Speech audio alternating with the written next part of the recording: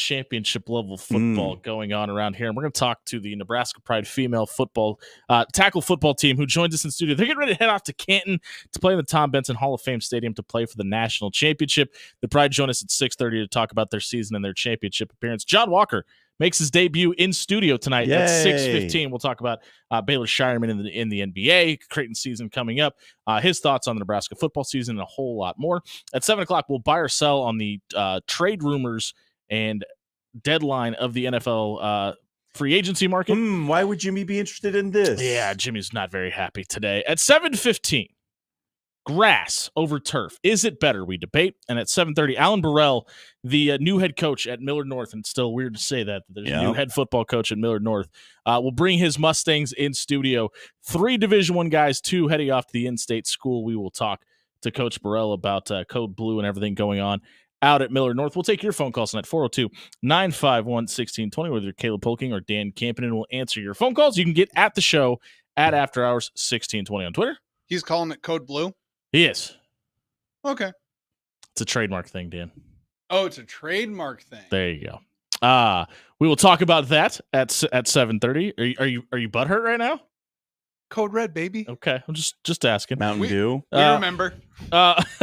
I want to talk about conference realignment first to start off the show, though. Brett McMurphy comes out today and says that the SEC and the Big Ten are unlikely to add Florida State if it leaves the ACC, and the ACC will survive. I don't know why I just said that like I was Southern.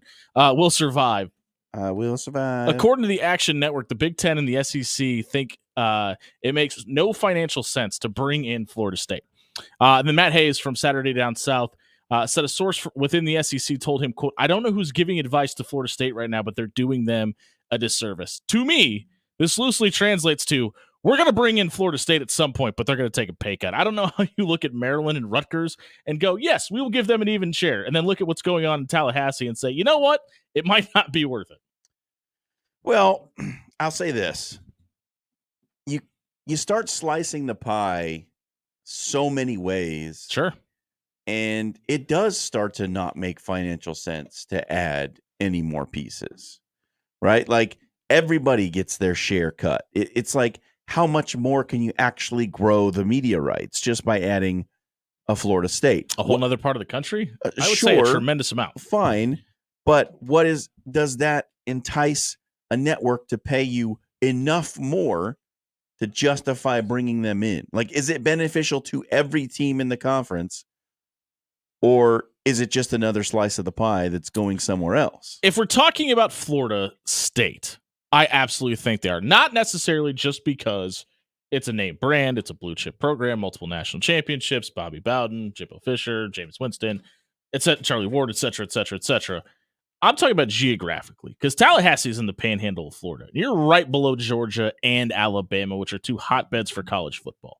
It's not like we're talking about Piscataway, New Jersey, where it's, hey, we have the New York market. Nobody there watches this, but we have it.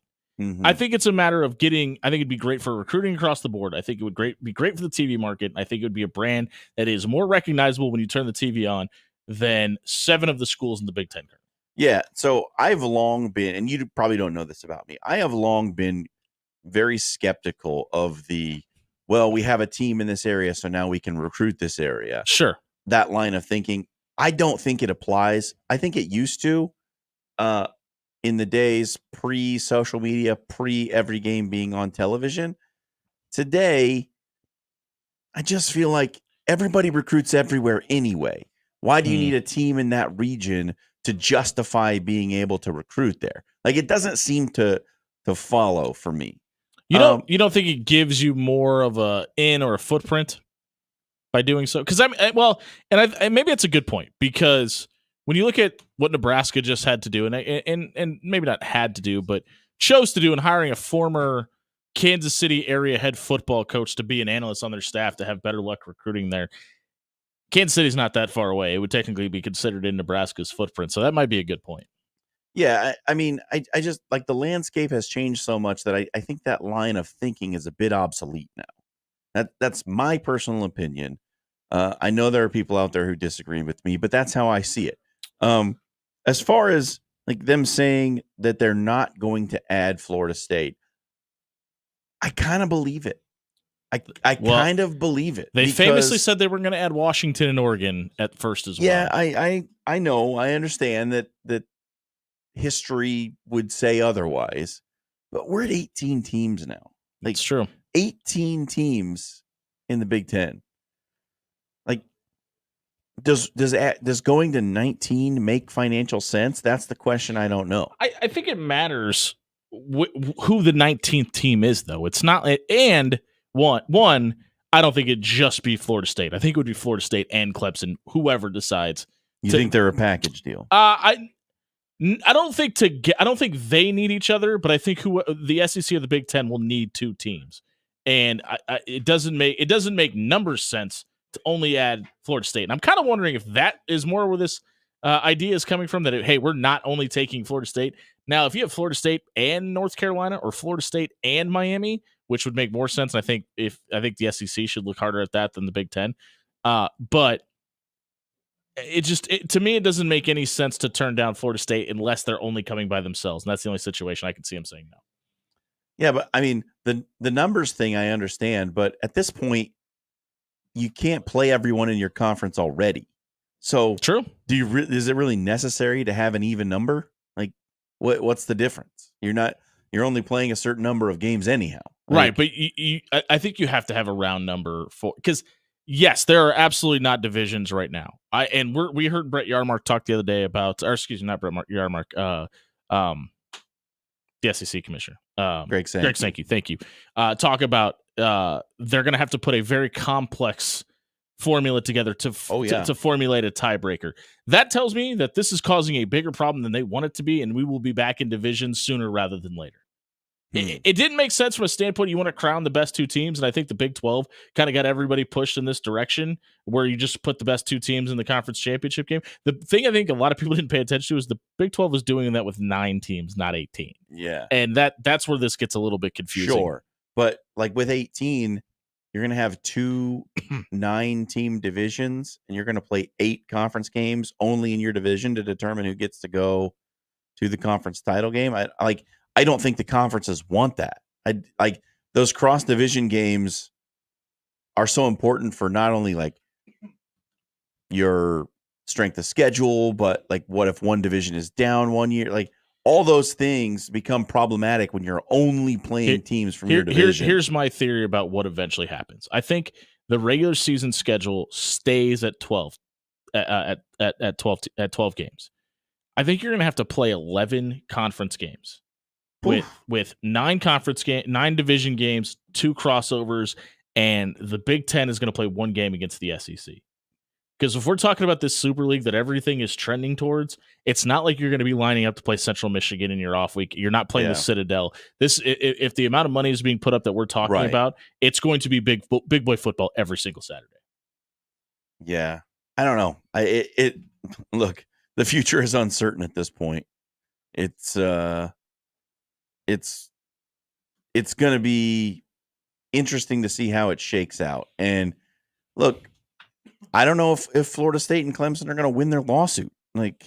Right, and that's the most important part about this. But and if they don't, who's going to pay for them with that exit fee? Maybe they can call Phil Knight. He's apparently got enough money. He's got some cash.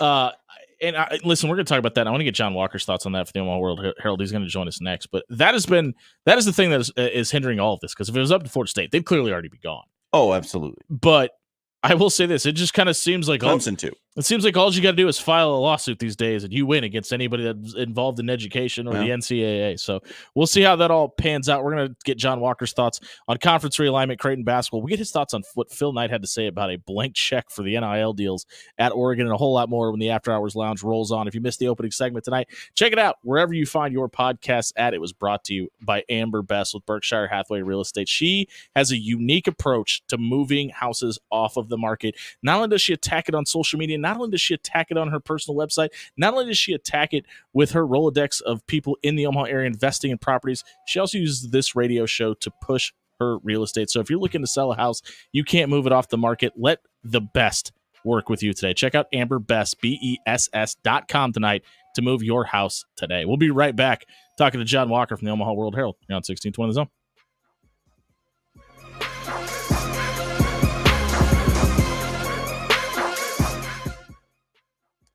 Hey, everybody, it's John Schreiner here for Jerry Ryan Clothing and Sportswear, and we are just a few weeks away from the kickoff of the college football season, and Jerry Ryan has the hookup for your closet. You hear Jimmy all the time, you have to wear red to the stadium, blah, blah. You don't listen to him. He's an idiot. Go grab yourself a white mizzen and main polo. Grab yourself a nice white Johnny O polo. Those things are so comfortable. The Johnny O polo that the folks at Jerry Ryan were gracious enough to give to us. Oh man, that is like my favorite shirt now. I promise you, you go get yourself one of those polos, it's going to be your favorite shirt in your closet. Or go and get yourself some Peter Millar gear. That's Dan's favorite. Get yourself a red Peter Millar polo. The point here is that Jerry Ryan has it all, and they have you covered for game day. So check them out. 78th and Dodge, centrally located, easy to find, easy to work with, and tell them After Hours sent you. Jerry Ryan has been dressing Omaha for over 50 years.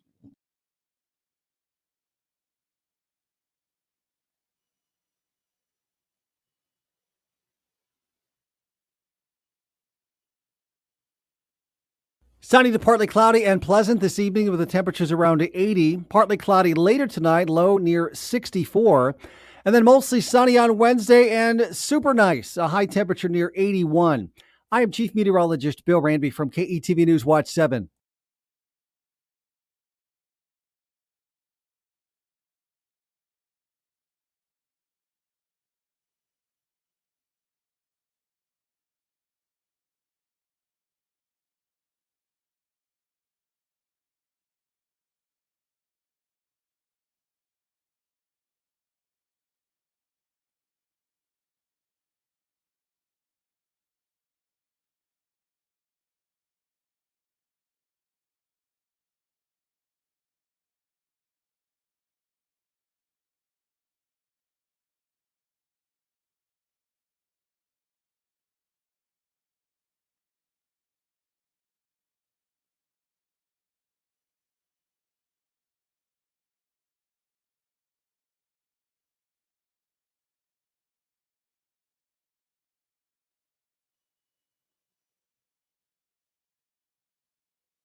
Are you ready to elevate your taste buds? Look no further than Pepper Jacks, your go-to destination for bold flavors and endless choices. Dive into their mouth-watering rice bowls, crisp salads, hearty Phillies, savory burritos, and loaded nachos. What sets them apart? Complete customization. Choose your base, proteins, toppings, and sauces for a personalized culinary adventure. At Pepper Jacks, it's not just a meal, it's an experience. Unleash your cravings and savor the bold tastes at Pepper Jacks today. Life's too short for bland. Spice it up at Pepper Jacks.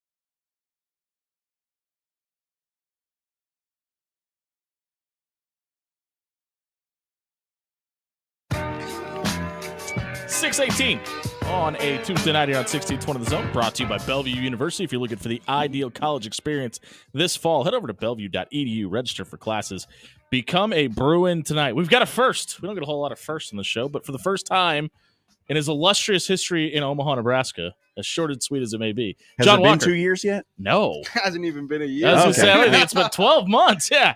Let's see. I got up here at the end of October or end of November. Okay. Yeah, It feels like so much longer. doesn't it? John Walker from the Omaha World Herald joins us now here on After Hours Live and in person. Is this your first time in this building? First time in here. Okay. Yeah, It was also your first College World Series this year. was. It's a marathon, not a sprint. Did you learn it the hard way?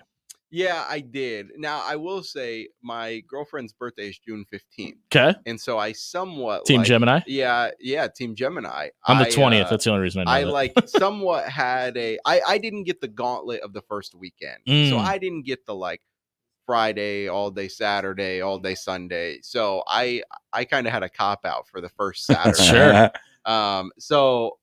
But I still felt it for sure. By the last game I was like, all right. This I'm is a good. lot of baseball. It'll be fun next year. Everything Everything you expected, disappointed, No. overachieved. Yeah, How do you feel? I loved it. When I talked to you guys kind of before then, I think Yeah, I the week said- before. I said, I covered the Women's College World Series Yeah. in Oklahoma City the year before. And so I was excited to see this one. And yeah, I mean, it was Different nuts. vibe, right? Way different vibe. Yeah. They're kind of like, I feel like obviously, this state probably sees it a lot in volleyball too. They're like, sure, Creighton and Nebraska probably hate each other when they play. Mhm. But otherwise, there's like a great deal of unity. Like, Yeah, respect. Right. Yeah. People all over the You state know, are throwing up and right so now. that's kind of how it was at the Women's College World Series. Man, that is not how it No. is. in No. Omaha. Well, and it was a unique year this year where everybody Yeah. was an SEC or an Yeah. ACC Yeah. opponent So too. it was So just like, I don't know. It wasn't too bad. Yeah, it wasn't wasn't heinous, exactly friendly. But, I always say but it was this: good. the Women's College World Series feels like a business trip. Everybody's there Sure. on business. Sure. Kind of turns into a party in Omaha. So Yeah, that's kind of the differences for me. Yeah, I think. they get wild up People here, get man. after it. Yeah. So how's the summer been? What have you been paying attention to here post College World Series time? Yeah, just really, I think the talk as a Creighton B reporter this time of year Yeah. is Summer League. Yeah. The draft, the Summer League. Were you at Baylor's party? I was at Baylor's party. Okay, That was fun. I was supposed to be. Sorry, B. Quiet last few picks, Sure, which I think made the eruption at 30. because there was a lot of Baltimore. thought. If it wasn't the Knicks, it might be day two. Right. Yeah. Right. So, yeah, it was fun. It was awesome to just kind of witness that. I covered a dude in college who signed with the Rockets on a two-way, Mhm. but I'd never covered anything like that. So that was super sick. Otherwise, just doing Olympic stuff. We'll have some Creighton Olympians. Yeah, Yeah, that's Duncan right. McGuire and I'll a couple other leave guys. here and try to with Go to college football out now. Paris. No, Okay. I I was rooting for keep you. putting it off because I just paid the $30 to get college football Ah, 3 days. Yes, early. you did. Ball State, shout out. Okay. John's running Old Dominion. Old Dominion. Okay, Dynasty yeah, right now? yeah. Monarchs, baby. Yeah. So I will attempt to finish my feature on Taryn Cloth. Oh, okay. Yeah. Or I vacation that starts tomorrow, and by vacation I mean I'm not going anywhere. I'm just not going to do anything. Sure, yeah. He's gonna play college Staycation. football. That's a Staycation. vacation in itself. Sure. So yeah, I'm going to do that, and that'll really kind of take us right up to the beginning of August, beginning of football season. Yeah, And, fall camp. I think I'll be helping out with some Nebraska stuff until basketball really gets going, and then we'll be right back into it. I need you to hear me out. Okay. You're going to be helping with some Okay. Nebraska stuff. Yeah, There's no yeah. maybe. No. It's that big of a circus. Yeah. So no, that'll it'll be fun. Love college football, obviously. As somebody that's been in that newsroom during that run, Exactly. trust me, you're going to be. Love college football. There was always, like, when I left Stillwater, there was always a part of me that was like, oh, college football. Yeah. Yeah. So it'll be nice to kind of dip back into that water before basketball. I think you'll ramps be up. pleasantly surprised by it, if I'm being honest. Yeah, I was up there for one of the spring practices, and I was like, this is not Stillwater. Yeah. It's So so that's, and I need you to understand that's very, very dialed down too. Yeah. That Colorado game, Oh, I my can't wait to goodness. talk to you It's after gonna that be nuts. experience. It's It's gonna be gonna bonkers, nuts. dude. It's gonna be ridiculous. Thoughts? Do you have you laid out a prediction for number of wins for Nebraska football this year? I haven't, but I think one of those went kind of got a lot of buzz on Twitter a month ago or something like that. I think is what it was. I think I had him at like 7-5. I think a lot of people around here would be That's happy exactly about what that. I've said. That's like 7-5. The I- other idiot on the show is predicting 10-2. I So think the goal, obviously, and I think Matt Rule, again, I've been to one spring practice, so but I think Matt Rule would be the first person to tell you that their goal is to get bowl eligible. Yeah. Yeah. I mean that I is a think must. you know what? I think he'd be disappointed with 7-5 though. If we're talking about truth Exactly. serum, him alone in the room by himself, I think he would be disappointed with 7-5. And so I that was one of the things that impressed me when I was there is somebody had asked him about, this season, and he was like, I don't really care about this season because as far as I'm concerned, we're what do you say, like 5-7 until we're not. Right. Yep. And so that's obviously a really good attitude to have around it. I've got him like 7-5. Yeah. And, Any thoughts on his Burger King sunglasses casino picture? I didn't Have you see seen that. this? No, Oh, Oh, yeah, man. he took a picture last night wearing shades, a Burger King crown, doing like the double guns fist. I did see, Yeah. I did see that. Clean shave too. I will say this about Matt Rule, and you can't attest this because the short period of Sure. time you've been here, but like when Bo Pelini was here, when Bill Callahan was here, Even with Frost. guys aged rather quickly. Like you could kind of see him wearing it a little bit. Matt Rule looks like he's doing okay. Like he still looks as healthy as the day he got here. I don't think last year aged him as much as the 2 in Carolina. Oh, 100%. Well, and that might have a lot to do. Have with you it. seen the pictures of him when he started at Temple and when he left Temple? Yes, Yeah. different guy. Yeah, that's wild. Yeah. Yeah. Shifting over to your beat, Creighton. Sure. Baylor Shireman gets drafted by Boston. What do you think as far as what you've seen with him in Yeah. summer league so far and the general fit with that franchise? I love the fit. Agreed. Could you feel more confident that somebody felt confident in you than Brad Stevens? Yeah. You know what I mean? Especially that when he the signed his defending contract champion. and that conversation. Yeah. So, just that alone from the get-go, I was like, yeah, this is a good fit. And then I dove into, like, I watch the NBA, but I'm not like, yeah, the Celtics run this scheme and this is why Baylor would fit. Yeah. And the more I watched them, the more I was like, yeah, It's a perfect fit, he's man. gonna be just He would have been fine. really good in New York, but I think it's the perfect Yeah. fit in Boston they- because he doesn't have to be a major contributor exactly, day one. Exactly. And he loves to shoot threes. Oh, does he? He's really good at it.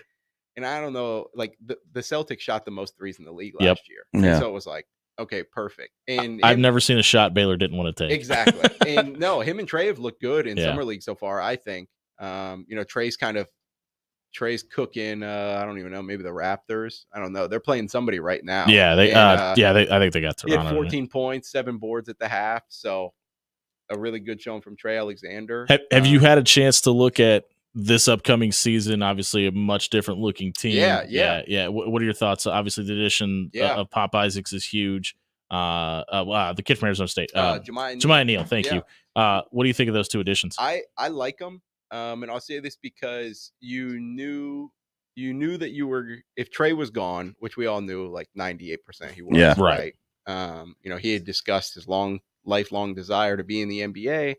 And yeah, so you knew you were going to have to go get a two-way athletic guard that could fill it up, that could just put the ball in the hoop.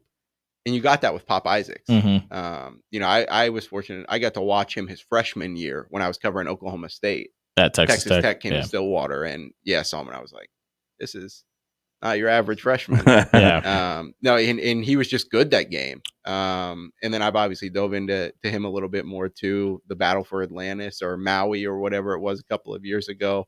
And Jemiah Neal, I'm a big fan of. I am too. That to me is probably the biggest thing on what this team has to figure out is what you do at the 4, 2, 3, 4. Mm-hmm. There are so many different things that could play. They could run a there. ton of different lineups. You could do too. whatever you want. Yeah. Especially if the freshmen come along. But Jemiah Neal, I think, is going to be pretty integral in that space. Is he a 2 in a bigger lineup? Probably not, unless that lineup's really, really big. Yeah. Is he a 3 in a regular lineup? Is he a 4 in a small ball? I think he could defend 2 through 5 in a small ball lineup. Absolutely. Yeah. His length is but that's incredible. the thing. What do you do? Does Jackson McAndrews McAndrews, develop and you can't keep him off the court? I have a feeling that's going to be the problem. Does by Larry the way. Johnson develop and you can't keep him off the court? His athleticism is going to ridiculous. be incredible for the stupid. Big East. Like, it's ridiculous. There's been a lot of people around here for a long time that have been complaining about the lack of athleticism at Creighton at the guard position. Sure. That problem has been solved. Yeah, it sure has. Well, Jason Green's gonna have something to say about it. Jason too. Green's going to have something to say about it. Mason Miller is a starter from last year. He's going to be back too. It's going to be interesting. Yeah. I know Greg McDermott is not, from my understanding, Greg McDermott is not a guy who likes to run out 9 people on a nightly basis. I think he would have been a little more comfortable playing 7 or 8 than he has been the last 2 years. And I think that's going to be the case. Exactly. This season. And that's kind of what I was circling around to. Like, I think they'll be able to look at their top 8 and feel comfortable about them. Mm-hmm. Again, and you haven't been able to say that in 3 years. Just assuming the freshmen develop and the transfers play out the way you wanted them to. And maybe that means you get a little bit more from Fred King than he did last year. But by the way, we haven't even said Ryan Kalkbrenner's name yet. Exactly. and so I just think they have a chance to be deeper than they were. That's what somebody thinks. They have a chance to be deeper than they were last year, certainly. And they're going to have a lot of variation when it comes to lineup. Yeah, I think it's going to be a struggle out of the gate, specifically at that Vegas tournament. Sure. But I think by the time they start rolling in Big East play, I think they're going to have to figure it out. I think we'll know a lot about them in Vegas. I just like the idea that they're going to have some more flexibility, because I think a lot of times last year, like, you get locked into those top 6 players, and if you're like suffering with a matchup, there's not a lot else you can do. You just got to keep running into the wall. I mean, candidly, Fred King defensively was a bit unplayable last year. A bit. Steve Murphy said as much. That's an understatement. So, I remember the Alabama game. Ryan Kalkbrenner rolls his ankle, goes to the locker room. The first 2 sets from Alabama are a pick and roll into a baseline cut and a lob. Yep. And then just another straight cut into a lob. Timeout. Fred King's out. What happened that game? Isaac Trout had to play the 5. And I just don't. I would like to think that doesn't have to happen this year. He doesn't want to. Exactly. Yeah. And the big thing with Isaac was we've got to get him slimmed down. We've got to get him back to kind of that athletic, rangy 3/. Because he struggled on defense. Exactly. Too. And when he was at Virginia, they were like, "Well, we want you to put weight on." We want you to put weight on. Different system. And so it was just entirely different. And so I think we'll see a different Isaac Trout than we did last year. In whatever capacity. Again, the 2, 3, 4 is going to be real interesting. Yeah, they've got a lot of this options year. So yeah, it's gonna be good, I think. John, we'll let you get to your vacation, man. Thanks for being here tonight. We greatly appreciate it. That's John Walker from the Omaha World Herald. You can follow him on Twitter @byjohnwalker. You can follow all of his work at omaha.com as well. If you missed this segment tonight, check it out at soundcloud.com/afterhours1620 or wherever you may get your podcast at. It was brought to you by 402 Barbecue. Stop by 3027 South 84th Street Monday through Saturday. Try mine and John's personal favorites, the Cadillac sandwich. It's brisket, it's pork. It's topped off with their world-famous smoked mac and cheese. Just making sure you mention to Kelly and the team. You heard about them on After Hours. She's going to throw in a free soda with a purchase in the mention of our show. It's 402 Barbecue, 3027 South 84th Street. Stop by tomorrow, maybe if you're on vacation, and grab lunch. We'll be right back talking to the Nebraska Pride football team on 1620 The Zone.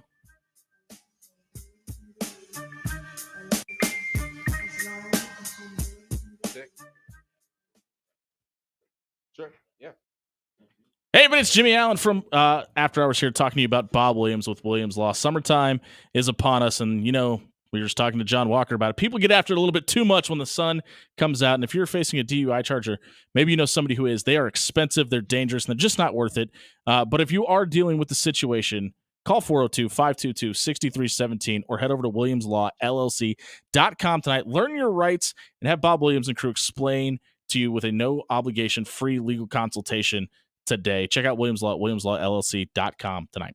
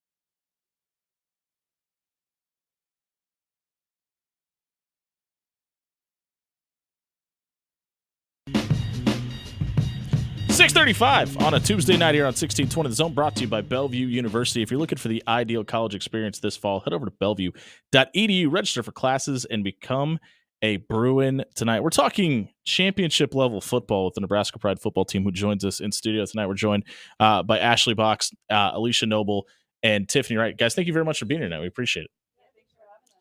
Let's get your microphones turned on.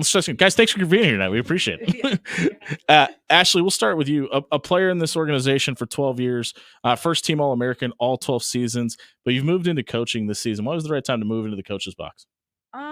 Family. I just want to put them first for a year off and came back because I believe in the team. Talk to me about your journey into coaching tackle football. What was that process like? How did you get into it? I was brought back by Coach Nancy, and a couple of my teammates convinced me to come back and coach since I had retired the year before as a player. I started playing in high school, and this is my first coaching gig. It's completely different emotionally and just mentally getting prepared for games. I really like it, though. You understand now why Coach was screaming at the ref on the sideline all those years? Oh, yeah. 12 years of doing this. How different is this league now compared to 12 years ago?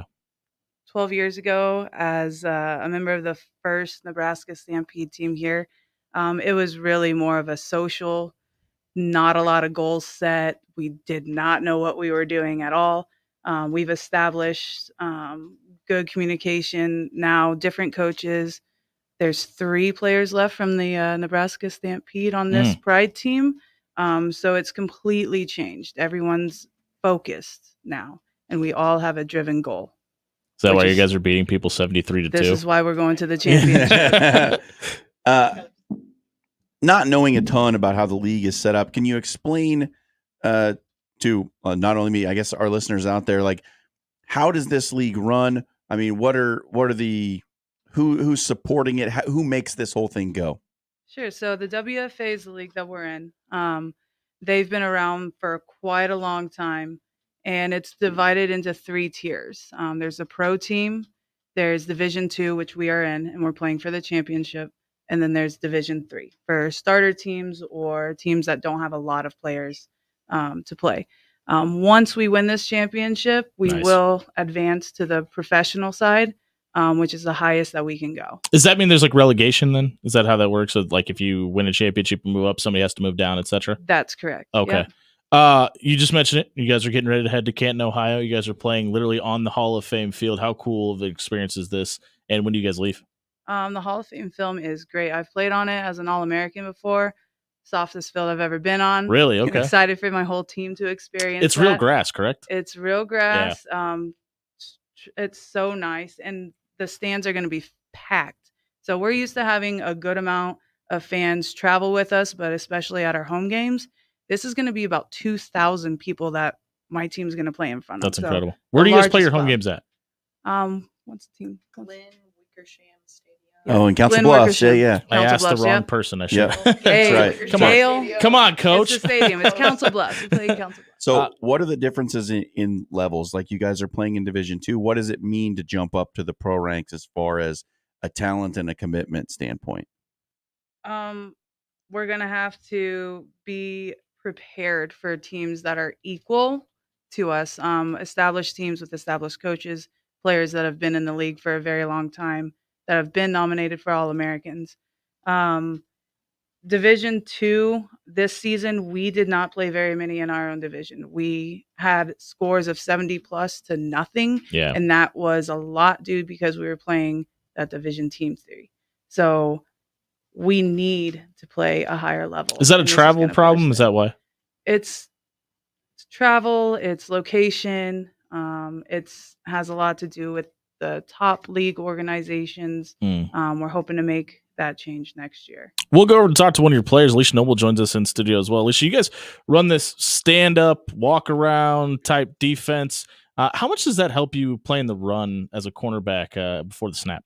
Oh, that's a good question. I just started playing defense a couple of games ago. Sure. So, from as someone who's just starting, it is very complex, and I can't imagine being an offense playing against it. There's just so much going on. Everyone's moving in different directions. We've heard from other offenses that it is impossible to tell what we're going to cover, where we're going to cover, where we're blitzing. As someone who's playing, I love it. I think it's so much fun to surprise teams, to pop out of somewhere where they weren't expecting. I feel like we've worked really hard to learn it.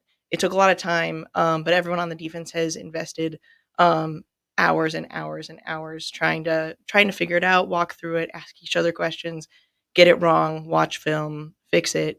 So yeah. Yeah. So, personal question. Okay.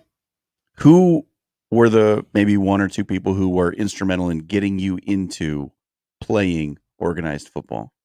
Oh, okay. Good question. So, I played a bunch of sports as a kid. I played a bunch of sports in high school. I even played ice hockey, which was almost always on a team with boys. Because there is no Yeah. girls ice hockey in town. It never occurred to me that I could play football. Mm. It just wasn't. I never saw anyone do it, so I had no idea it was a thing. The way I found out about it was someone at the gym told me about the game, and I went to the game and I saw it, and I was like, "Oh, I could do that." I'm trying to think about the proper way to word this without coming across crass. Okay. There's other options for women's football out there, right? We've seen the lingerie football league and options like that. This is legitimate pads, tackle football, jerseys. It's not a sideshow. It doesn't look like the minor leagues. Is that a big deal to you guys? Yeah. I mean, I think so. I think everyone who plays really likes the competitiveness, really likes the physicalness, really likes that it is intense and that it is real. Everyone on the team is like full bore committed. People really care about it, and everyone on the team.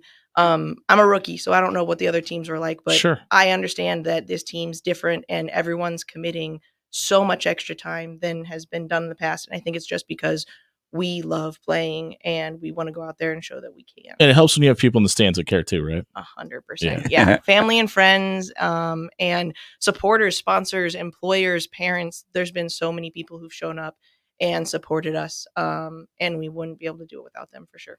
Rookie season, you get to play for a championship. You start to expect this kind of thing now? Oh, for sure. We're going back There you next go. year too. Nice. Walk us through the last game, the game to qualify for the championship.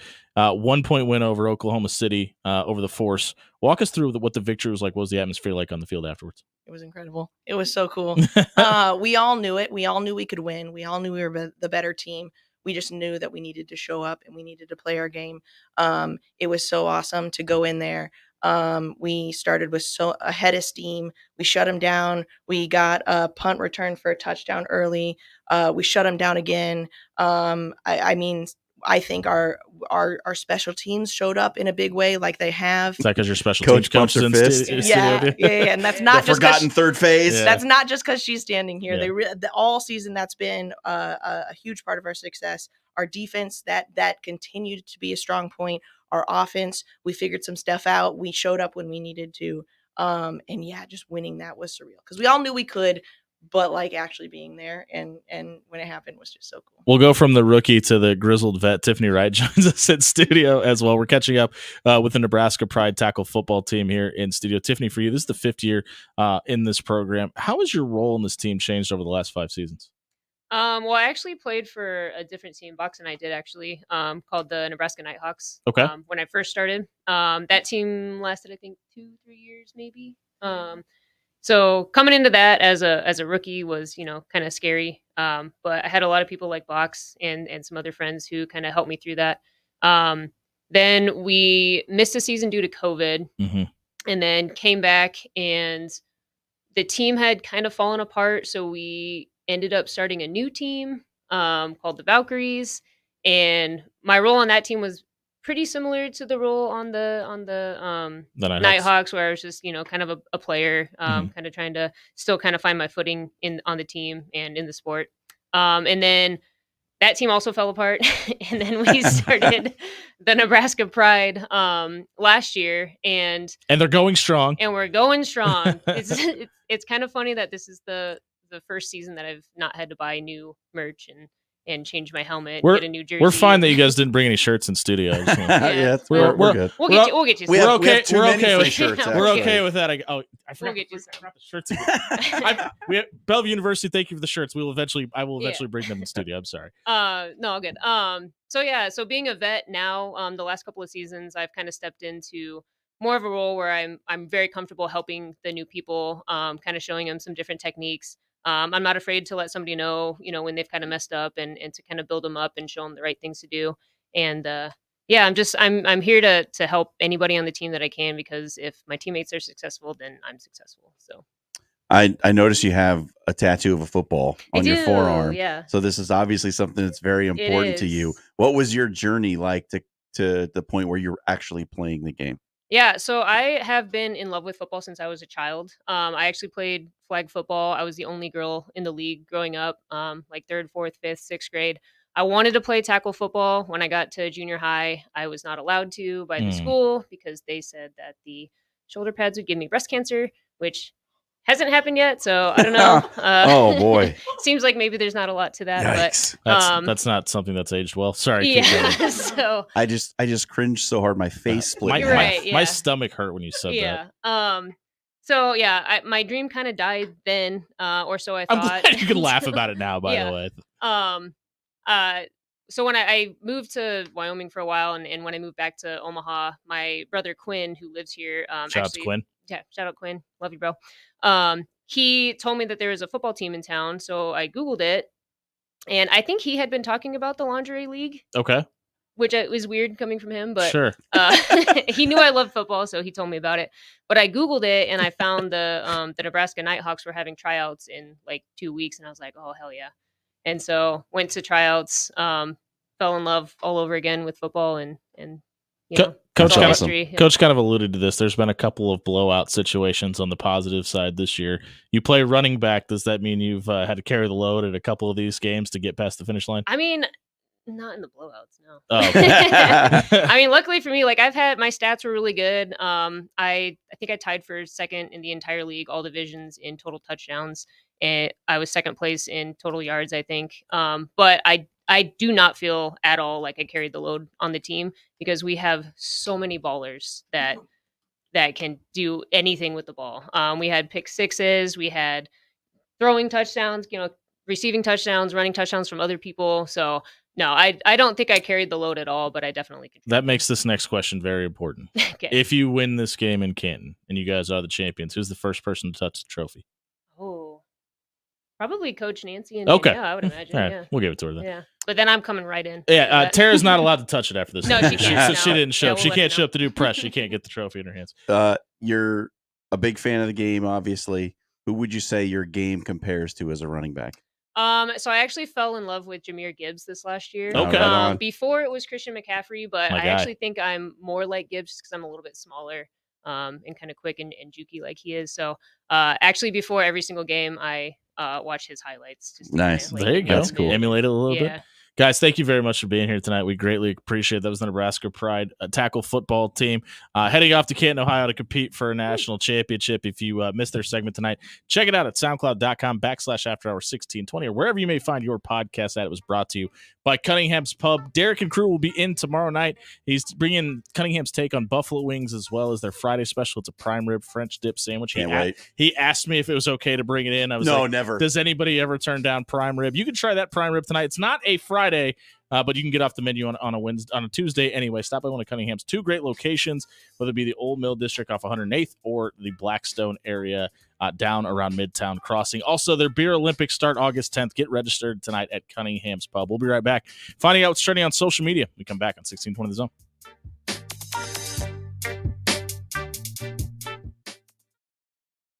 Hey, everybody, it's Jimmy Allen here for Forsman's Finest Decks. Maybe Stan down the street has his house painted the way you were going to paint yours. Maybe Blanche next door stole the color of your siding. Whatever it may be, you're not standing out the way you want to on your block. You don't have to settle for the lesser things. Have the finer things in life. Let Travis and crew come build you a deck, put a cover on it, and add that something that your house has been missing. Head over to forsmansfinest.com and have your dream deck built this summer.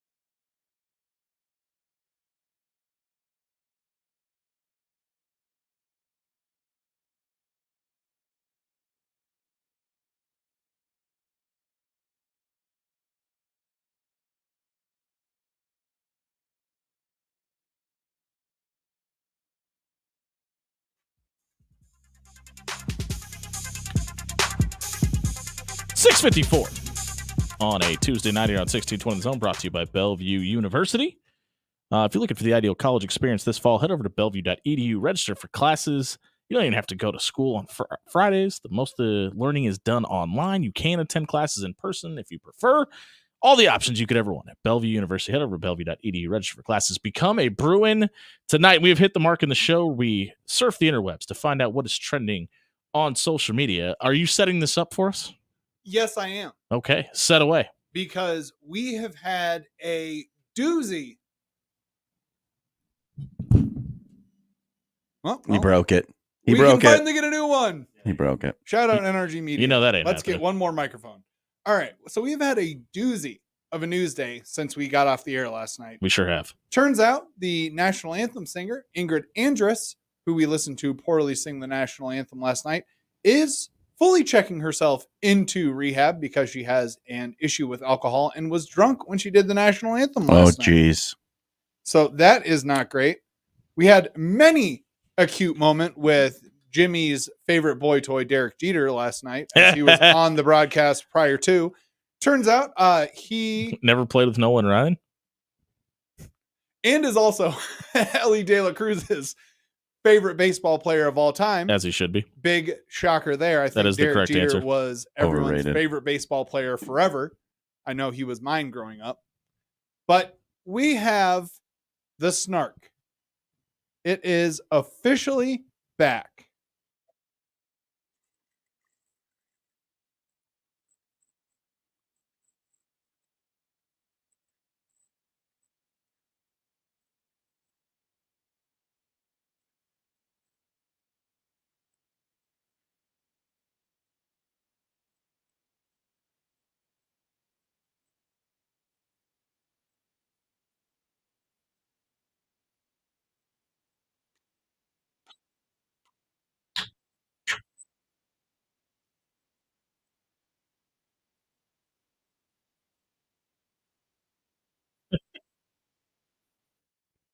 What a set of stones by that reporter to even ask that question. Yeah, so it turns out prior to this, Colin Montgomery has made quite a kerfuffle out of the fact that Tiger Woods has a lifetime exemption until he's 60 years old from all four of the majors, and he can flex it whenever he wants to. As he should, because it's better for golf.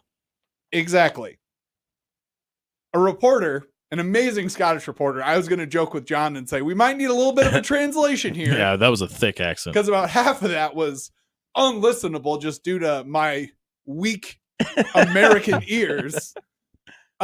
Basically just asking Tiger Woods, hey, how do you feel about this comment that came out? And Tiger Woods You've earned it. is back You earned in it. absolute perfect form and is ready to take down any single hater, because earlier on or later on in this interview, he also has said, do you think there's a chance that you could, still go out there and win a major? And he just said, yes.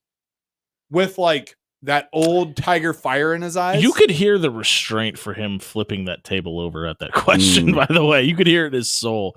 Listen, I give a little bit of a tip of the cap to the guy for asking the question, because I think there's a little bit in all of us that have kind of been wondering that and wanted to know if that dog was still in the fight. You can hear it. He still wants to win. And to his point, he has earned the ability to play whenever the hell and wherever the hell he wants.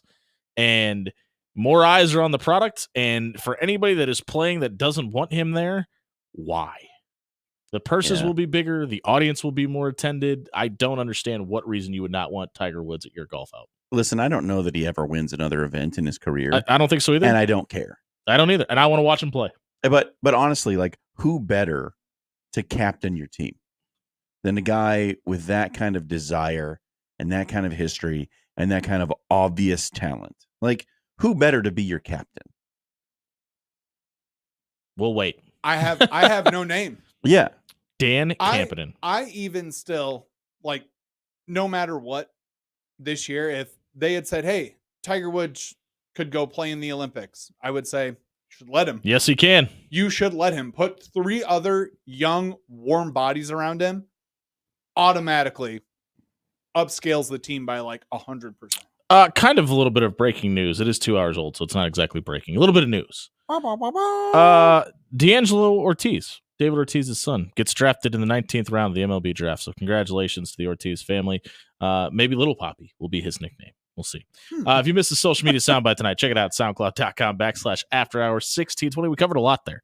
It was brought to you by our friends at Pixel Fire Marketing. If you're sick of working with somebody that handles your social media, maybe they're in Delaware or Texas, all over the country, you can work with somebody that has their office right on 132nd and Center. Work with Dan DeSavi and crew to advance your social media ads. Design a website for you. Maybe you need a logo for the new company you're starting. They can handle all of that. Check out pixelfiremarketing.com for more details and engage your brand online today. We'll be right back. Buying or selling on the NFL trade market on 1620 Zone.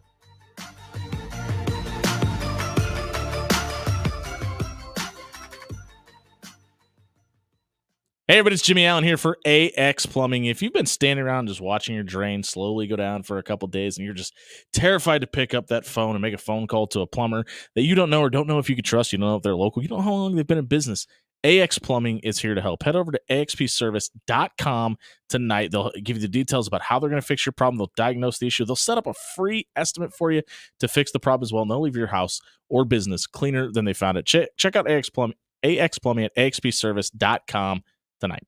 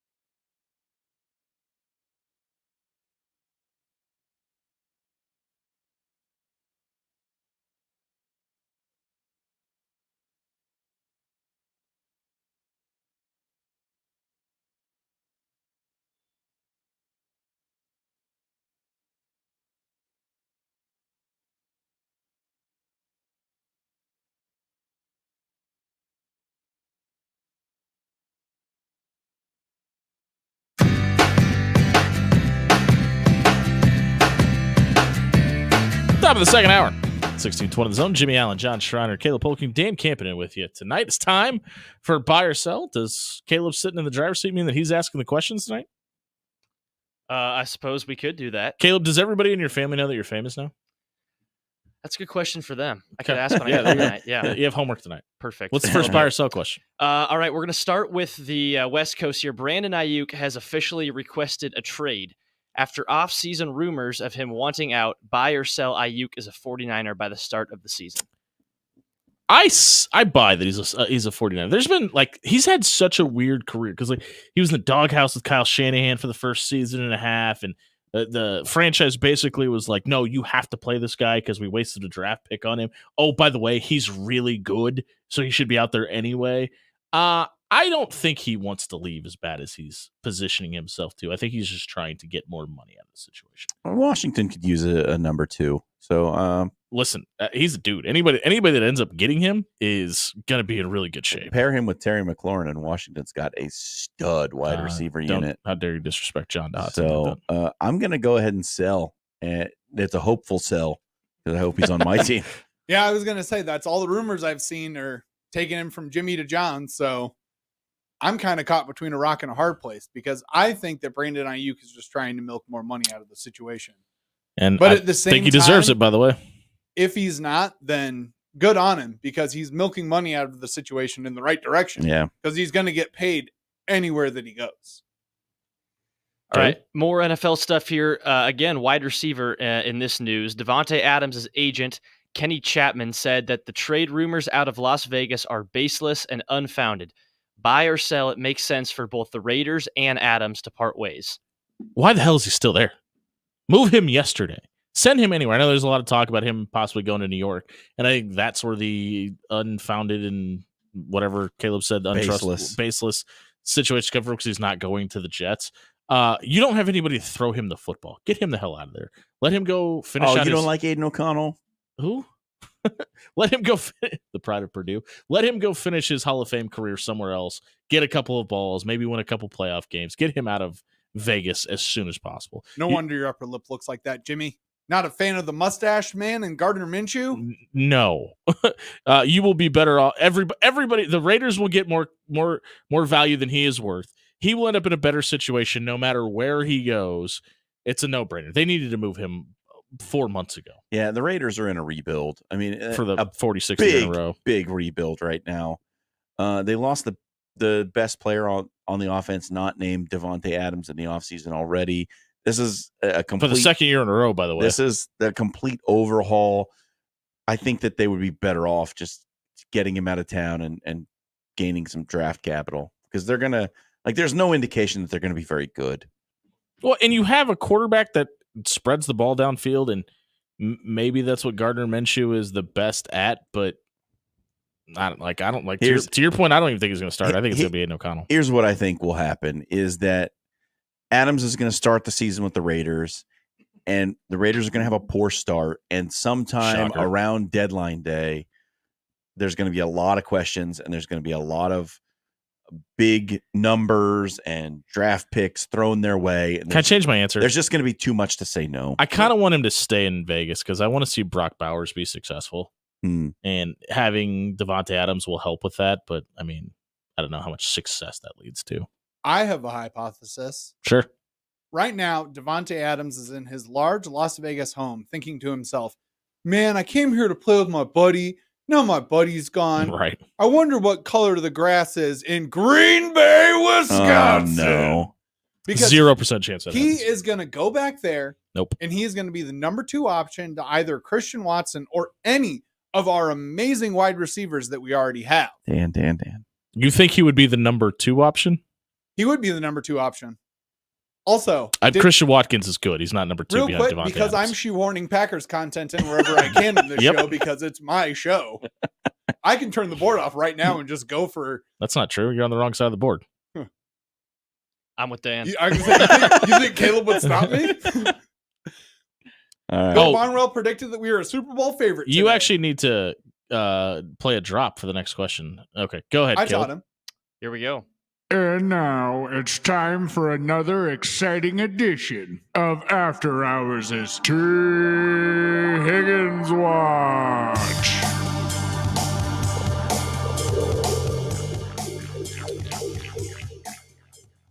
Caleb? All right. Our boy T. Higgins and the Bengals did not reach a long-term deal ahead of the 4 p.m. Eastern deadline yesterday. This means Higgins will play on a 1-year franchise tag deal in 2024.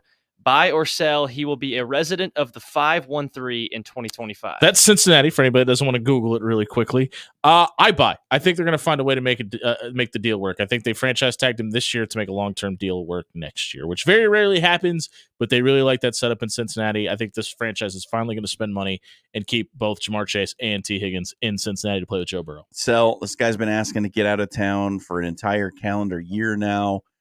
I don't think that they're going to keep him around. He's not sitting out. He's going to play. No, he has to. I mean, he really has to. They tagged him this year to keep him on the roster to try and see what they can do. And next season, he's gone. Caleb? That second word's Hopkins, by the way. Gotcha. Dustin Hopkins here. So we're going to move from the receivers to the kicking scene. Had himself a year in 2023. He is getting paid like it too. The Browns signed Hopkins to a 3-year, $15.9 million extension, according to Adam Schefter. This places Hopkins in the top 5 and highest paid kickers. Buy or sell, it makes sense that in free agency, the Browns are paying kickers. Yeah, it makes the most sense ever. That's exactly what the Browns do. No, Devontae Adams may be available. You know what we need to do? We need to give a raise to our kicker and make sure he sticks around longer because we gave all of this guaranteed money to Deshaun Watson to be a former shell of himself. No, yes, this is the most Cleveland Browns thing of all time. I hammer this, by the way. How many times have the Browns done the Brownsiest thing ever now? Yes.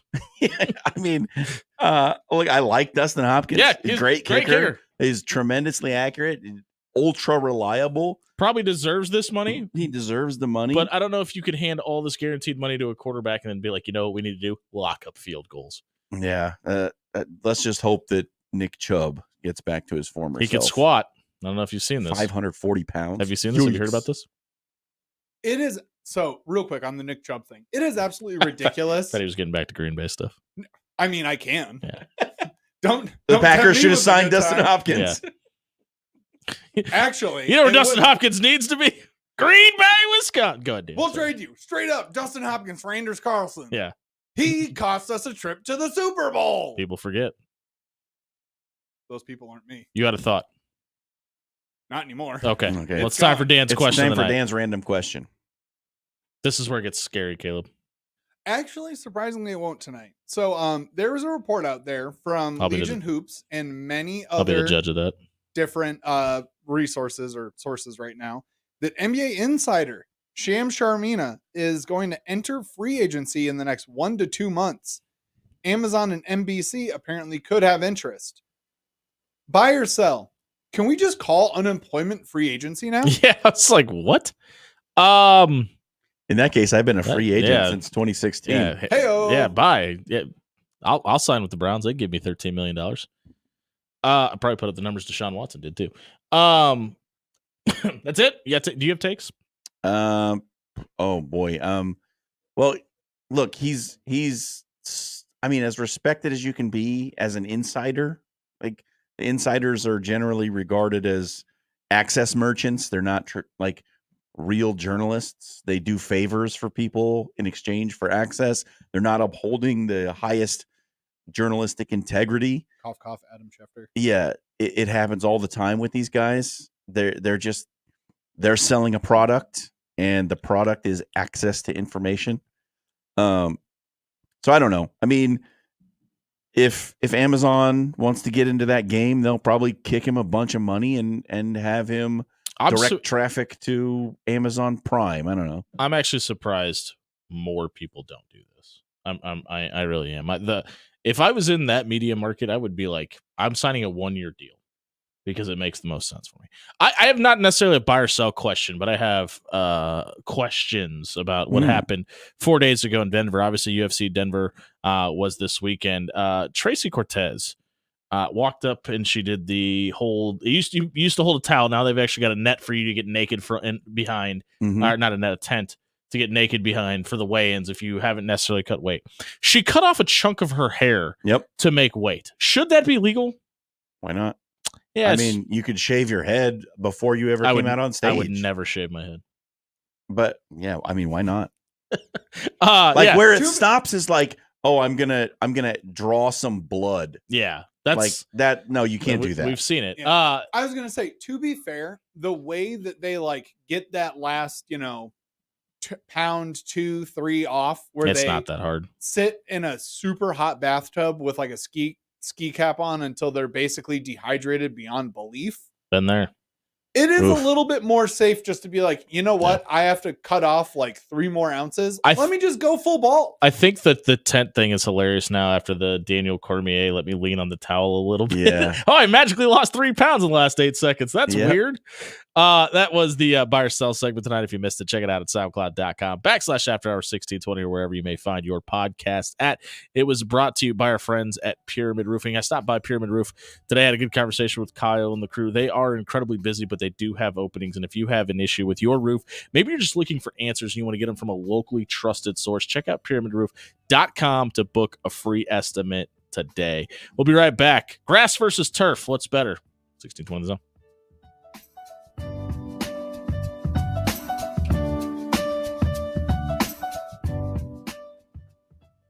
Hey, everybody, it's John Schreiner here for Williams Law. Look, nobody wants to be in a situation where they are wrongfully accused of a crime, but it's something that does happen. And if you know somebody, or maybe it's you, that finds themselves in that situation, then Bob Williams is the guy you need to call at 402-522-6317. Doesn't matter what it is. Maybe it's a DUI charge.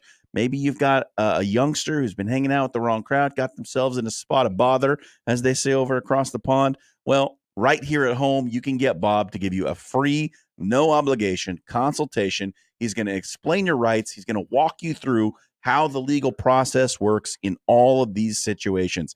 Give him a call, 402-522-6317, and get the answers you are looking for. Or you can check out williamslawllc.com tonight.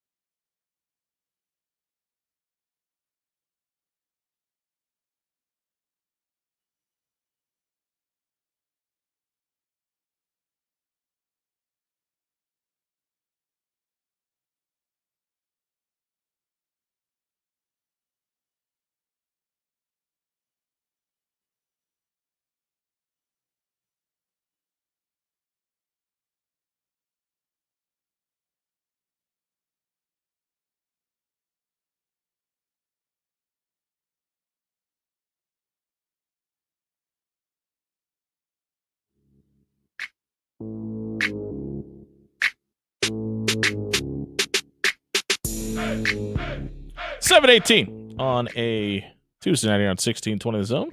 However you may be listening to us, whether you're like Sky O'Neill and you're listening on your AM radio, whether you're watching us on social media like Dan Campion on his Facebook that he's on every single night, or on Twitter, we appreciate you joining us tonight. We're always available. You can also catch us on 1620 The Zone TV, on the 1620 The Zone website. However you're listening, we appreciate you being a patron of the After Hours Lounge. You know who else is appreciating what they do for a living?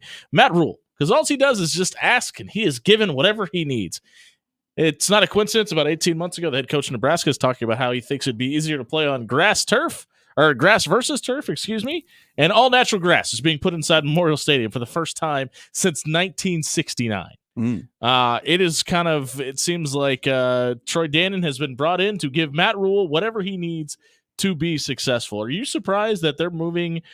Because we think back to the neon green cement that was there in the 90s for a little while that looked like if you fell from 5 feet, you might die on the turf, to what we see now and really across most major college athletic fields. Is it surprising you that they're moving back to grass? Brother, I went to the Nebraska football camp in the summer of 1999. Ow. And the skin on my knees has never been the same. It literally felt like cement. Dude, it was like razor blades. It just, as soon as you touched it, it would cut you. It was nasty. But am I surprised? No, I think Nebraska is actually at the forefront of a movement that is coming to football. Like, I think there are a lot of teams that are going to start to get rid of their turf and go back to natural grass, just simply because of all the complaints from players about the injury concerns that you get with turf. And look, it was a problem when it was the AstroTurf, which was like the green carpet over a small layer of sand on top of concrete.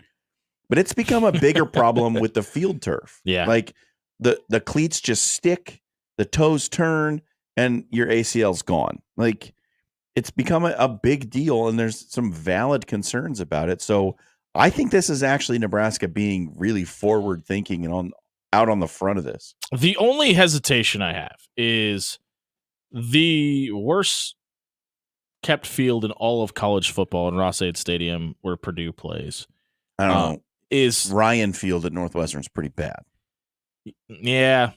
But I mean, it just kind of feels like anytime anybody goes to West Lafayette, there's at least 2 minor knee injuries at a minimum. That's natural grass, and this is being done to help prevent injuries. And I really hope that it's a Purdue problem, not a grass issue. And it kind of feels like that's the case. But I mean,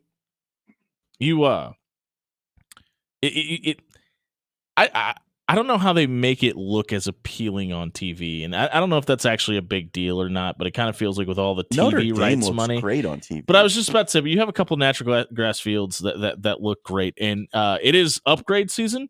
We've gotten word that there's upgrades, $700 million plus going into Beaver Stadium.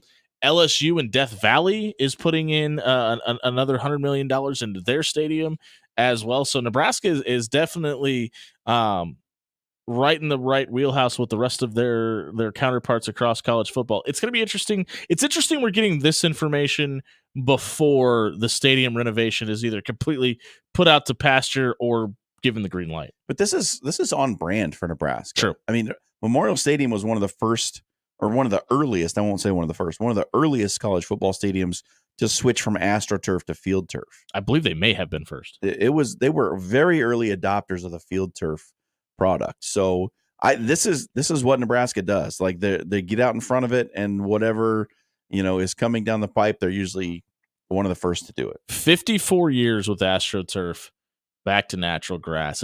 It'll be interesting to see what the players have to say after it's actually put in. My question is, I wonder what they're going to do with the practice facility, because that is all turf and it's all indoor. I imagine it stays turf. So I can't figure out a situation, but it kind of feels weird to practice on turf and play on grass, because that would take a little bit of an adjustment. Yeah, well, they may take one of those outdoor fields and turn it into grass as well. But I think it's also beneficial to have that turf practice facility, because you're still going to go play road games on turf in a lot of places. That's a good point. Dan, get grass turf takes? I do. Go ahead. Because every single field in every major college, professional, high school stadium should always be a grass field. Mm. Good take. The idea that no domes either, right, Dan? Yes, no domes, All domes. all grass. No. All grass, no breaks. You put a dome over Lambeau, that'll be the day that I never watch football ever again. I'll quit. I don't believe you. I'll quit watching all football. You know who does I'll like become a baseball guy. You know who watches a ton of film? Alan Borelli's the new head coach out at Millard North for the football program. He's going to join us in studio with his Mustangs. We come back. If you missed that segment, check it out. Wherever you catch your podcast at, it was brought to you by Jerry Ryan. Jerry Ryan is the best suit buying experience in the Midwest, but they're also going to get your closet ready for the fall as well. Maybe it's a Monday and you want to wear a white polo because it's not a game day. That's fine. Maybe you want to wear a black polo because it's not a game day. That's fine. If you're heading to Lincoln, you could stop by Jerry Ryan and buy a red polo. All of those There he courtesy is. of Mizzen and Maine, Johnny O, Cutter and Buck, and a couple of other options, and of course Peter Millar as well. Stop by Jerry Ryan Clothing and Sportswear, 78th and Dodge. Get your game day closet ready for game day and get your suit game right as well. Jerry Ryan's been dressing Omaha for over 50 years. The head Mustang himself in studio. We come back 1620 The Zone.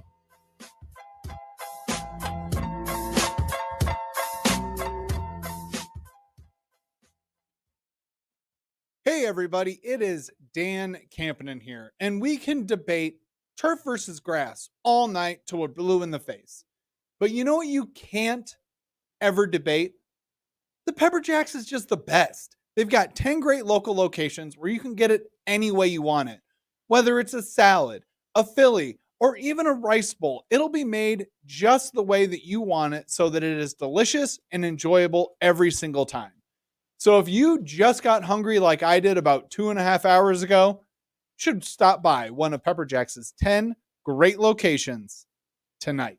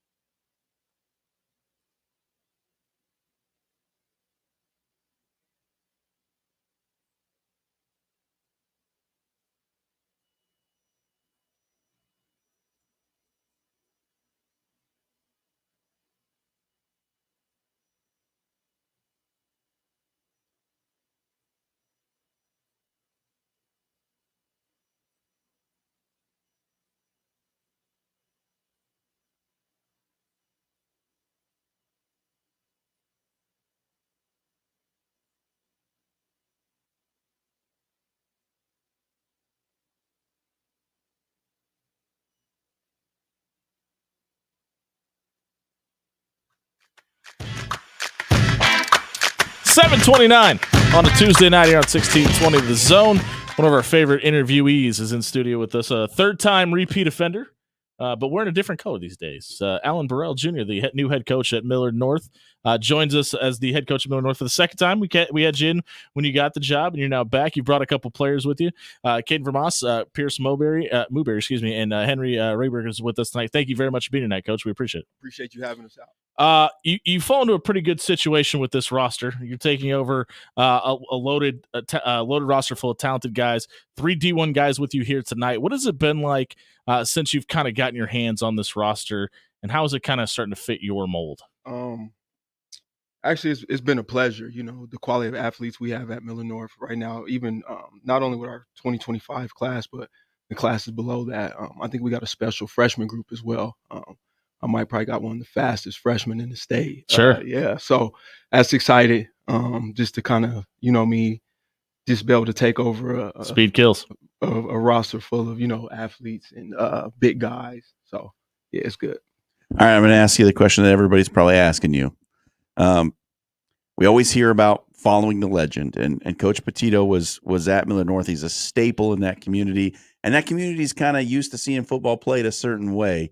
How do you manage the transition to the way you want to play the game and what the community kind of expects? Man, following a guy like Coach Petito, if you're looking at the route, Mount Rushmore of Millard North football, right. He's the only one on there, right? Sure, yeah.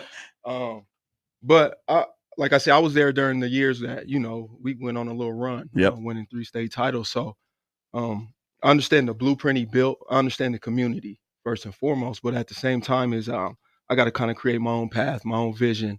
But we're still, like I always say, we're still going to hold down what we're known for, being physical, tough, and playing the game the right way. So, but just I understand what I got, like I said, I understand the community, I understand the tradition, but at the same time, we're going to try to interject some new energy to it and just kind of add a little twist. We were having a discussion before you walked in. I asked you if you had takes. You said, yeah, you're an agility guy, you're a footwork guy, you're a speed guy. If we're talking grass versus turf, what's your preference, and is it different for coach versus player? Yeah, I think so. And I come from an era where it was more AstroTurf, more so than this field turf. So, did you just skin your knee talking about it? Man, I did. I tore my ACL twice. So I'm a fan of grass. Okay. Just due to my, my injury history. Sure. Playing on AstroTurf, and I never really got to play on the synthetic stuff that they play on now. Mm-hmm. It was kind of like coming in when I was leaving high school. Then I was at North Dakota State. We had AstroTurf in the dome at the time, so I haven't really got the chance to play on like a field like this actually. But for me, I prefer grass. I think this football is preferred. It should be played on grass. So if it was up to me, I prefer to play on grass. You've had some head coaching experience now. You're taking over this team. What is the off-season plan, and how far along in that process are we?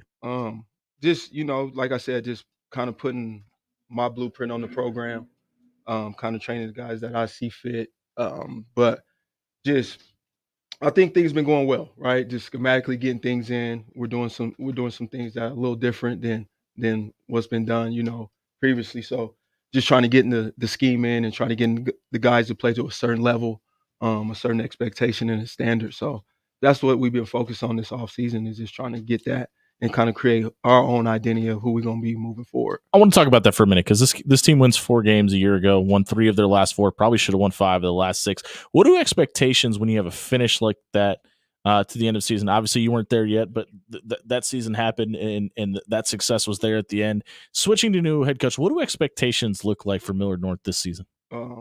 It's Millard North, so the expectations are always high, right? You're looking at the Millard North, the school in the Millard district that won the most state championships with 5, right? So Coach Petito set a hell of a foundation. So taking over that role, the expectations don't change. Like, when he was there, hey, we played 13 games, So and that's that's been a blueprint of Millard North football. I'm not saying we're gonna play, but that's just the expectation to go in every game and and give yourself a chance to win, a shot at winning. So that's kind of expectations. But we just expect to do our best every week and compete. Right on. Coach, we appreciate you being here. We're going to talk to a couple of your players now. Caden Vermoss joins us in studio as well. Caden, a lot of changes on the offensive side of the ball, but the switch to the Code Blue defense with a little bit of change that too. How's the adjustment been for you so far with this new system being brought in? It's definitely like there's a lot more to learn, I'd say. Like we're learning like a lot of like curl flats, like deep middle, deep halves, all that sort of thing. And it's just like it's kind of more like not complicated, but it's like more layers to it. Yeah. So, do me a favor, take one step forward. There you go. Perfect. yeah, and that's that's basically it. It's kind of just more modern stuff like that. So obviously the offense is going to change. Where do you see yourself fitting in on the offensive side of the ball? So I'll be in like a lot of like packages. Like I'll kind of be moving around a little bit and give us the whole scheme and the game plan right now. I mean, Millard West is not coming in 2 days or anything. we'll be option offense. I'll be yeah, there you go. I'll be in the motion a lot. That's my type of thing. You're heading off to Nebraska. You're playing safety there. A change. Your position coach. Obviously, you're dealing with a new head coach this year. Evan Cooper is out at Nebraska. How does that loss affect your outlook on what's projected for you in Lincoln at all? So I got asked this a little bit, like obviously since it happened. Sure. People were asking me like, "Are you decommitting all this sort of stuff?" And I told them I'm all in, right? Okay. But I mean, it was hard at first. Like I got the news broken to me by Twitter. Sure. So I was like, damn. But because I really like Coach Coop. He was a great guy, and I don't know the details behind it. Obviously, I don't want to ask him. We're not asking you that either. But yeah, I just it was sad to see. But obviously, I talked to Coach Butler. I had like a 30-minute phone call with him the other day. Wow. And he seems to know his stuff. Like I was asking about the NFL and like what separates kids. Well, like a rookie in the NFL versus a freshman in college, and what he sees, and he says just a lot more just knowledge teaching a high school kid than teaching a kid coming straight out of college and sure knowing stuff that they're doing. So he's a great dude, you can tell, and he knows his stuff. He was telling me that the game when they played the Chiefs a few years back, the 13 seconds thing gave him a little nightmares. So we were talking I'm about sure that a little bit. Yeah, 15 in red's pretty good. Yeah, but he's a great guy, and like I'm excited to meet him. And like he said, he's trying to get the defense like down as fast as he can, because this is a thing where he's starting right in fall camp. Like he's got to like maneuver right over. He's got a couple weeks to catch up. I think he just moved in like literally a day ago, because he said he was moving in, like he was still in Buffalo. Like he wasn't even here. I don't yet. think that was supposed to be public knowledge, but yeah, you're right. Yeah. I don't know where he's at, but I know he's here somewhere. We cannot confirm nor deny that. But, no. Yeah. No. His address is not 146. No, I'm just kidding. But, what's been different about this off season for you? Well, I'd say we've been doing a lot more speed training, I should say, because I mean he's a big track guy. As he Can you outrun him? No, I'm the fastest. That's what he said. That's what he says every All time. right. I don't know. We'll have to get a maybe. stopwatch out of Millard North. I mean, a lot of speed training. It's been a lot more like Olympic lifts, I should say, is what we've been doing, and that sort of stuff. And I think the teams kind of come together more because, like I've been saying, the prime group is our seniors. So we're excited to get rolling. What's the plan in the fall? Are you enrolling early? Are you going to finish out your season? I'll enroll early. So that'll be, I think, January 15th or something. I don't want to break anybody's heart. You're going to go to prom still? I'll be at our prom. I have a girl at Millard West, so I won't be able to go to that. Crossing boundary lines here. A little funny, but I'll be at Okay, thanks for being here tonight, man. We greatly appreciate it. Thanks for stopping in. We're going to talk to Pierce Mooberry, who joins us in studio as well. Pierce, you played both ways your whole high school career. We hear a lot of discussion about exclusivity and focusing on your skill set and mastering one position. You playing both ways this year? Yeah, definitely playing both ways. I'll be kind of doing a little bit different, but kind of same responsibilities. Like a little bit of linebacker this year for defense, but going to be able to do a lot of different things. And then on offense, he's going to use me a lot different than last year, and so it should be a fun year. And I'm excited to fly around. Might have to be in a little better shape for what he's got planned. But, so yeah, it should be a fun year. Like Jimmy alluded to, you're a guy who's kind of played all over the field during your career.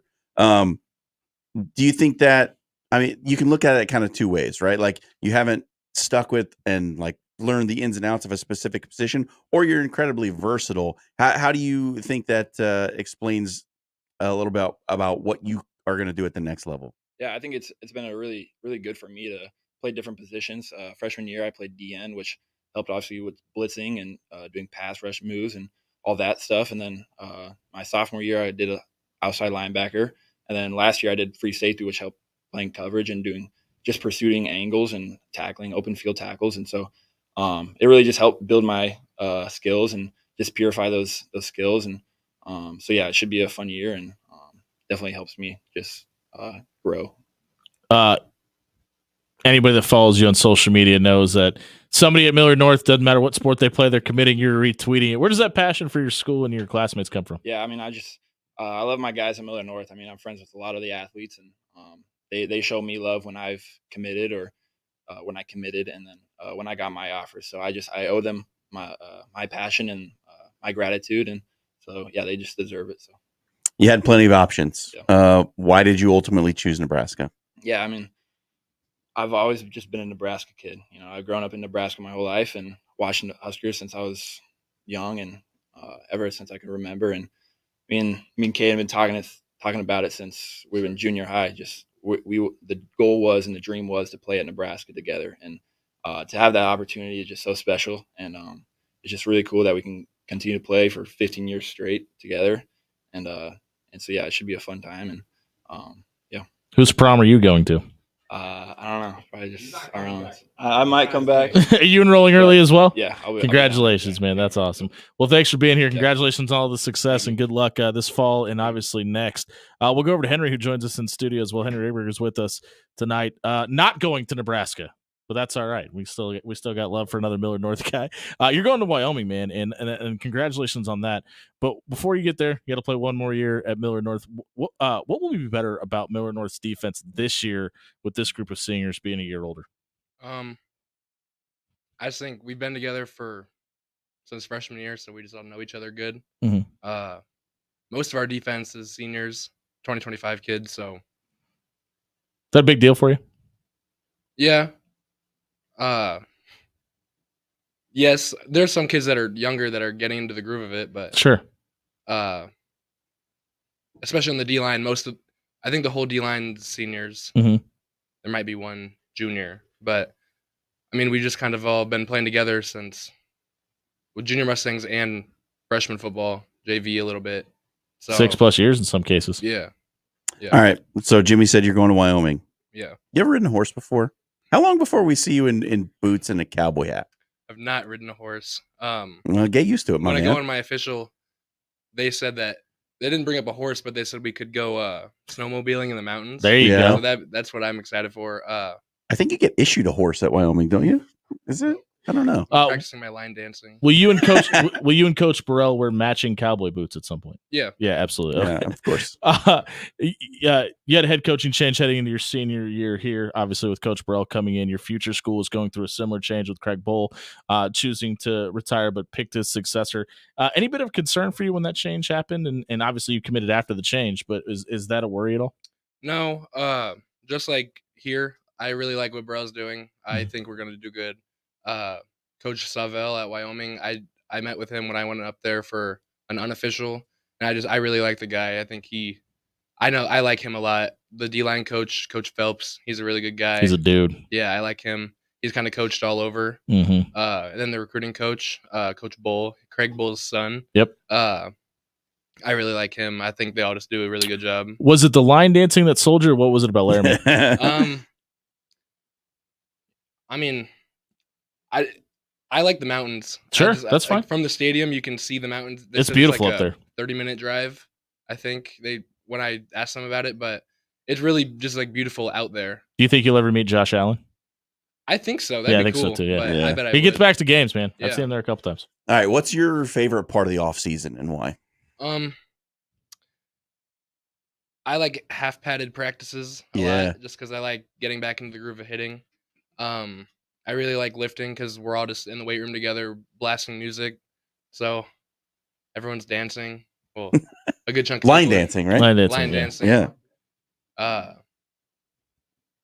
So yeah, I mean, just being together every morning, Monday through Friday, it's just Being with the guys. yeah. No, I just don't know any different. We're always Sure. together, pretty much. Henry, thanks for being here tonight, man. Good luck Yeah. this fall, and obviously good luck when you get to Laramie. Coach, we'll go back over to you to wrap this up. We're catching up with Alan Burrell Jr., the head coach at Millard North for the football program, and his guys. Is Boot, Scoot, and Boogie the best song ever made? I've never even heard of that. That's I don't know what I thought you were going to say. If I'm that's a the best. 90s, early 2000 hip hop rap guy. It's a line dance reference. Okay, I'm actually happy you didn't get that. That's out my wheelhouse right there. Let me ask you a real question. We talked to you a few months back when you took this job, and you talked about your time at Miller North previously and how you prepped yourself to take this job. What has the support from the Miller North community been like since you took this job? Oh man, it's been terrific. Seriously, very embracing. Like I said, I've been a part of the community for almost 17 years now. So like I said, man, I couldn't ask for a better fit, to be honest. Like just from the top, administration all the way down, just even like fellow colleagues in the building, other coaches. Like seriously, it's been wonderful. It's kind of, it's real easy going, relaxing when you got that type of community that just kind of welcomes you with open arms. So. It's probably different on a day in, day out basis, but for you today on July 16th, what defines success for this program? Success for this program is just making sure everybody's held accountable. We're playing to our standard. We're leaving it out there on the field, and we're playing the game the right way. And, kind of the Miller North way. So. Coach, you got a couple fans rooting for you here. We appreciate you stopping in. We'll be rooting for you this fall. All right, I appreciate you. That's Alan Burrell, the head coach at Miller North for the football program. He brought his Mustangs in studio tonight, and if you missed it, you can check it out wherever you find your podcasts at 1620thezone.com under the radio replay page. It was brought to you by AX Plumbing, home or residential. They do it all. Check out axpservice.com for plumbing, water heater, gas piping, and backflow prevention issues. AX Plumbing is locally owned and operated. They even give you a discount if you're a former or current military member. They will leave your home or business cleaner than they found it. Check out axpservice.com today. We're giving you our hottest takes of the night. We come back 1620 the Zone.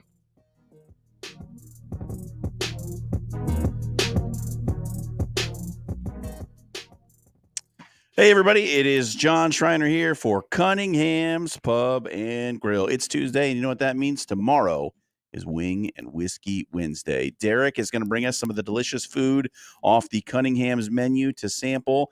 And listen, we could not be more excited. Wednesday is now our favorite day of the week, and it should be your favorite day of the week too, because you can get yourself entered into a drawing for a $25 gift card to Cunningham's. Follow the show, follow Cunningham's, retweet that gift that we tweet out tomorrow about the wings. You're going to be entered into the drawing, and if you win, you'll be able to go pick up that $25 gift card and get yourself some free food and drink from one of Cunningham's two great locations, Old Mill and Blackstone, the new location, both with the great food menus, both with the great taps. Get yourself some cross-strain. If you like the Fairy Nectar, one of the nation's best IPAs, that's going to be on tap at both great Cunningham's locations. So go out to Cunningham's, Old Mill, Blackstone, get yourself some food and drink tonight.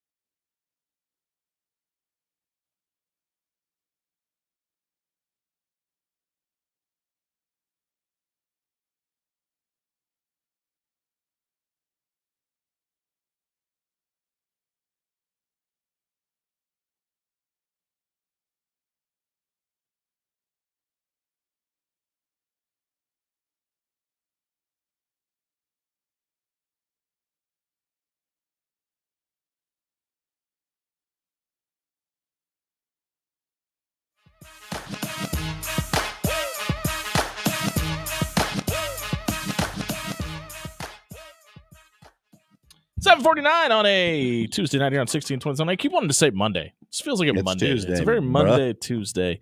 A very exciting week for the Allen household. Our daughter Ruth turns 3 on Friday. We're Yay! Happy pumped birthday, up for Ruth. that. We are on Monday through Thursday this week. We will not be on Friday. So you can catch us all live this week.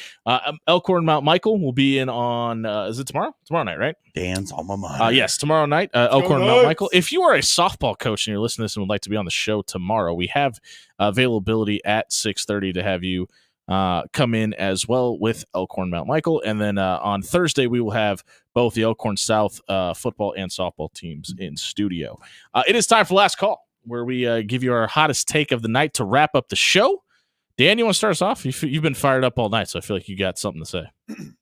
Yo, Dre, I got something to say. Actually, you know what? Yeah, let's go with the one that I have. Since you want fired up, Dan, you're getting fired up. I always want fired up, Dan. Oh, Spicy Dan is the best Dan. It is time for all of you rookies, you youngins, to report to your NFL training camps. And you know what I don't care about more than anything? One specific NFL training camp in particular. Congratulations, Chicago. The guys made it to training camp. It's Hard Knocks, baby. You know what I don't care about? The $25 million that you're giving number 1 draft pick, Caleb Williams. You want to know why I don't care about it? Because you're a Bears fan or a Packers fan? Yes. That and the Bears don't deserve or get nice things because they ruin all of their players, they ruin their organization, and they ruined a monument. Soldier Field was a monument. And then they decided to screw it up with a spaceship. It's kind of a hole. The Bears are dumb. Chicago was a great city, though. So be that what it is. Get a hot dog. Also, the Cubs, Italian overrated. beef. Let's go White Sox. Hey, I love you, Dan. Good call. John Schreiner. Baseball's over. That's for all my fiance's relatives. All right. I'm choosing between two, but I'm going to play the hits here. Tonight is the Major League Baseball All-Star Game. And none of you actually care. It's a good take. You don't actually care because the game doesn't mean anything. You say that it's home field advantage in the World Series. Who cares? The players on the field don't care if they win or lose. And you expect me to care if they win or lose when the players in the game don't. Look, I've said it before. I'm going to say it again, and I'm going to keep saying it until somebody takes me off the air. All-star games are pointless. They are dumb. They are a relic of a time that is well past. We don't need them. Nobody cares about them, and there's no reason to have them. It is just another thing that is left over from an old era of sports that we should really get rid of. You want to believe in your take even more? Sure. I don't think the average sports fan could list 3 pitchers in tonight's game. I know I can't. Yeah, I think they can give you Paul Skeens, and that's probably about it. Yeah, he's dating Livy Dunn. People forget. Trevor Skubal. My take is it is okay to be a hater. In a sense of, we live in a day and age now where you can't just sit at courtside at a basketball game and have a thought on somebody. Jaylen Brown was recorded not on sound, audio. TMZs of the world and the lip readers of the world think they've debunked him saying Bronny James is not a pro player. Never mind the fact that there's no audio of him saying this. And he's getting roasted for it on Twitter. Mm-hmm. Bronny James played 20 minutes last night and scored exactly, let me check my math, carry the one, 2 points. I don't think that's that far-fetched of a take to think a guy that can only score 2 points in 20 minutes may not be an NBA-level caliber player. And by the way, if that is his opinion, it doesn't matter. It does not matter that he's LeBron James' son. It doesn't. He's a Celtic anyway. He should hit LeBron and the Lakers as is. And the fact that he's being accosted on social media for having an opinion that is probably correct is a little outrageous. And I think we live in a society now where, yes, if you are famous and you are getting paid a lot of money to be ridiculed at times as a player, you should also be able to have your own opinion, even if it does offend somebody. And I honestly, Ronnie James probably has a little bit of reflecting to do on his situation in the first place. Because, Dan, I know you said you didn't think it was nepotism and then kind of defined nepotism. What exactly happened in the situation a couple weeks ago. But listen, sometimes that's just how life works. You play the hand that you're dealt. Now, Ronnie James is a former American McDonald's All-American and has had several health issues in the last 2 years to overcome. It would be a little weird if he stepped out on the court and looked like an NBA guy day one. Guys that are perfectly healthy that went through 4 years of college and played at a high level struggle when they get to the NBA in day one. So the fact that he is struggling is just, I don't know, normal. But the fact that he doesn't look like an NBA player now, not a whole lot of guys do in this situation. So the fact that people are killing not Jalen Brunson, Jaylen Brown for this is absolutely ridiculous. Jaylen Brown said the thing that 9 million other people have already said. And I've said on this radio show. Including the most important voice in that room. Yours. His head coach. Yeah. JJ Redick, in a polite way, not as flat out as, well, this guy's not an NBA guy. He said, we've got to develop it. Ronnie, these are the things, and he laid it all out. We need to develop him. We need to do this. Probably going to play in the G League. That would be our best case scenario for him. I don't like a huge surprise. The Lakers are going to regret this draft pick forever because if it doesn't get panned out, if it doesn't pan out, they're going to get killed forever. And honestly, I think they should. You know what you should do? You should always listen to our radio replay on 1620thezone.com. The whole show tonight was brought to you by our friends at Pyramid Roof Contractors. If you've been affected by the seasonal storm, or maybe you have a stranger knocking on your door and you don't know if they're local or not, go with local. Go with trusted. Pyramid Roofing is going to be here 5 minutes after the job is done. They're going to be here 5 years after the job is done. Head over to pyramidroof.com. Let the number one roofer in Omaha, 13 consecutive years, give you the answers you're looking for. Protect your biggest investment, your home, at pyramidroof.com, where you never have to settle for less. You get a free estimate courtesy of Joe Shanks and the team as well. Check out pyramidroof.com to book that free estimate tonight. For Dan, for Caleb, for John, I've been Jimmy. Happy Corn Fritter Day, everybody. Corn.